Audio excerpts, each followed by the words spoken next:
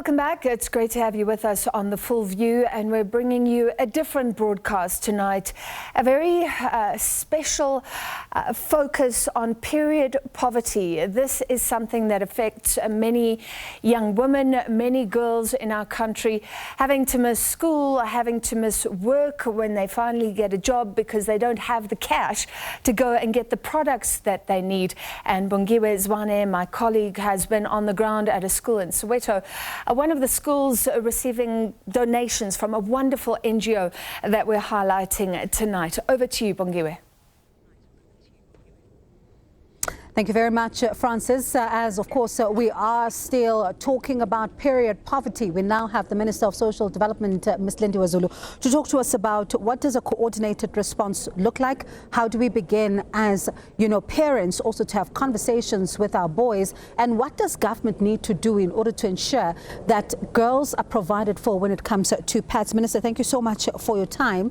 In your own assessment, we've been having different conversations this evening with different people. How would you say government has fared when it comes to providing sanitary pads for every young girl in the country? Let me start by saying government, the women in government, let me start there. The women in government, the women in parliament have been fighting for this for many, many years, have been calling for this issue to be dealt with in a much more impactful way by ensuring that women who, especially those women who are poor, women who can't afford, do get sanitary dignity, as I can call it.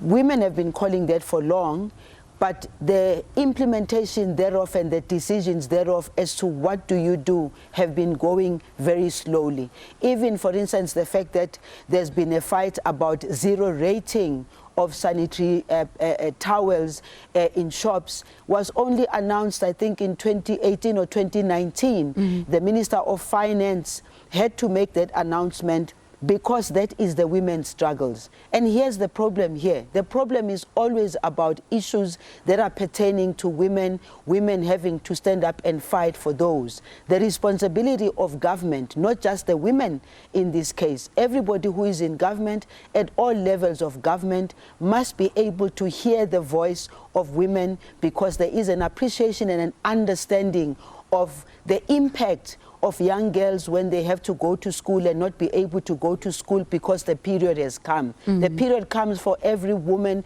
who is productive at productive age, and that has been known in centuries ever since we were there. But the problem is money. It is said there's no money for buying these and distributing, so we get half measures, and therefore the Department of Social Development, working together with the Department of Women, Youth and People with Disability, working together with the Department of Health, this for us is something that we need to take up much more seriously than we have done in the past. And you talk about, the difficulties to implementation, because that is at the heart of it all, and the fight that you, as the women in government, are really, trying to push. But for how long does a young girl who is watching tonight wait in order to ensure that they can be able to walk into a toilet, get a pad, be able to go to school, as opposed to making a decision between buying bread and sanitary pads? I don't think we have to, those women have to wait long, but let me also start from a point of view of what this government has done in addressing that issue. But as I say, it's still a half measure, because from an education point of view, we have identified those quintile 1, 2 and 3, where those children do receive the pads at all times. We distribute these pads, for instance, in our own institutions where we are keeping children who are in conflict with the law, who are in waiting, children in orphanages and so forth. We do distribute to those. It's about the issue of the budget also, because the calculation is about 200 and something million rands that needs to be spent there.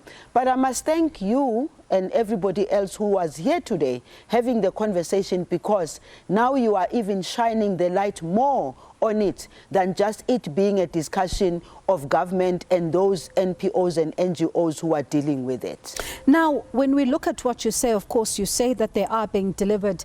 Hypothetically speaking, there are, because when we look at, for example, Parliament is being told that National Treasury has disbursed the funds, but I'll pick one.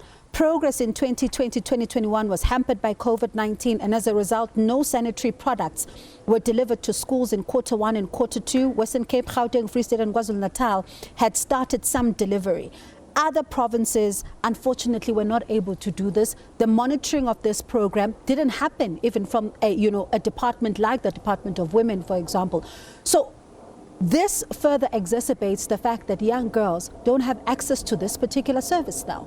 That's why, as a Department of Social Development, we're looking at places where this delivery can happen. It cannot be a delivery that only happens because you are in school and because you are a girl that is in school. We need to look at the programs and the platforms which we have. We have platforms as the Department of Social Development where we distribute food at community level. That's where we need to go to. We've got churches, we've got places where these young people go to. But in short, we also have centers where these young people go to. It's a question of now ensuring that you can put the access to be easy. You talk about the fact that now you can press a button and get it. And as a Department of Social Development, we're looking at, in collaboration, obviously with other departments, because we wouldn't have the budget on our own, in collaboration, what can we do to make sure that the access is easily accessible? And as I say, my discussion with the DG, for instance, of women, youth, and people with disability, we agreed that what we have done so far is not adequate. One of the things that we cannot afford as a nation, it cannot be that a Lindiwe Zulu, who is at my age, who suffered the same thing 60 years ago or so, the children of today are suffering the same thing today. It cannot be, which means therefore we need to change it, but we need to change it working together, including the private sector. We must work together because some people are making money out of it. And so when you start talking about how can we make it easy, the money issue comes first. You need to buy it. And the other issue which is very interesting for me is the fact that there are young women now who actually are owning factories, factories that now are beginning to produce, because Parliament asked me a question one time when I was still a Minister of Small Business Development and said, why don't you support these women? Because these women, they know what they are doing. But here is the issue. You've got South African Bureau of Standards that also has to make sure that whatever is being produced, it is proper. And these women struggle to get that approved. And as we wrap up our conversation, let's talk about the other layer then. Pit latrines that a sister department of yours, the Department of Education, needs to eradicate in schools, because also that is the indignity of it all, not having allowing girls to have their menses in private as well, and even in a dignified manner.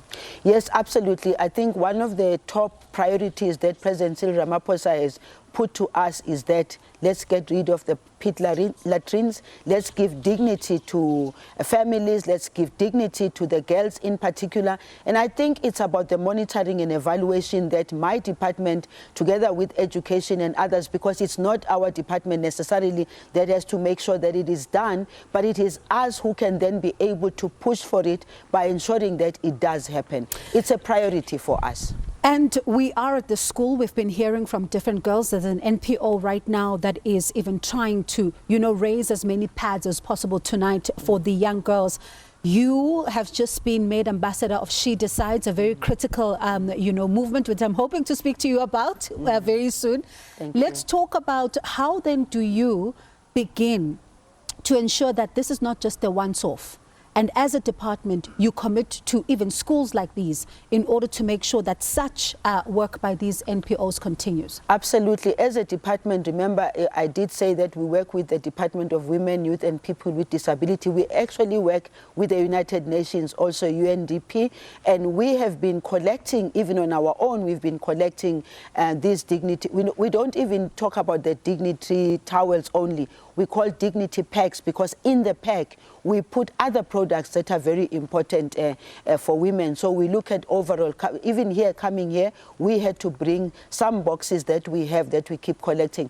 But for me, really, it's not about just collecting the boxes. It's the permanent solution of the recognition that menstruation is a natural and normal thing that women did not call upon themselves.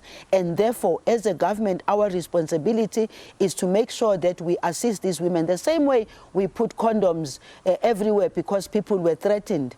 The same way that we were able to even buy, because of COVID-19, look at what we did for COVID because we were all scared. We need to use the same tactics that we used to deal with HIV and AIDS as well as now COVID. We need to use the same and just give women the dignity because they didn't call it upon themselves. It's natural. No one is born when there's no menstruation. Fact. Minister, thank you so much for your time this evening, and I'm going to hold you to it that you're coming back. We'll talk about She Decides.